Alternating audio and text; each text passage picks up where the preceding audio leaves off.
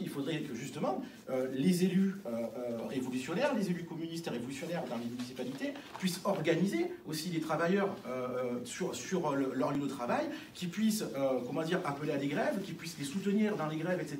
Ça, c'est sur notre programme et c'est ce qu'on défend qui pourrait effectivement, ce genre de choses pourrait se mettre en place.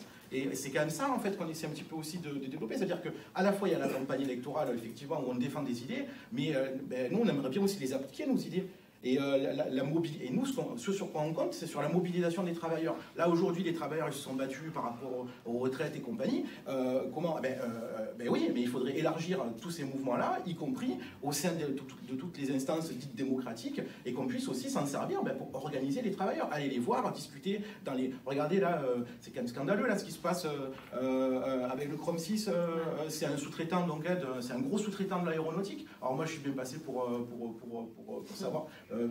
parce qu'on utilise des produits vraiment dégueulasses, des poisons mortels. Bon, et là, un sous-traitant, un très gros sous-traitant, qui est quand même, donc c'est PMA pour ne pas le nommer, hein, dans le 15e arrondissement, bon, qui est un gros sous-traitant de Airbus, comment dire, qui a pollué les nappes phréatiques dans le 15e, des gens qui arrosent avec leur pluie, etc. Et alors, la municipalité était au courant, donc depuis, je ne sais pas combien, depuis 2014, 2013, je ne sais plus. Bon, il y a un arrêté préfectoral qui a été pris, il n'a jamais été appliqué par la mairie, ils ont attendu je ne sais pas combien d'années pour l'appliquer, on en parle un petit peu aujourd'hui. Bon, sauf que la mairie, bon, qu'est-ce qu'elle a dit là-dedans, quoi? Elle a dit oui, je sais pas trop quoi. Enfin, Gaudin, il a essayé un peu de se justifier, je sais pas trop comment, pour dire oui, il faut conserver l'emploi ou je sais pas trop quoi. Mais c'est complètement bidon.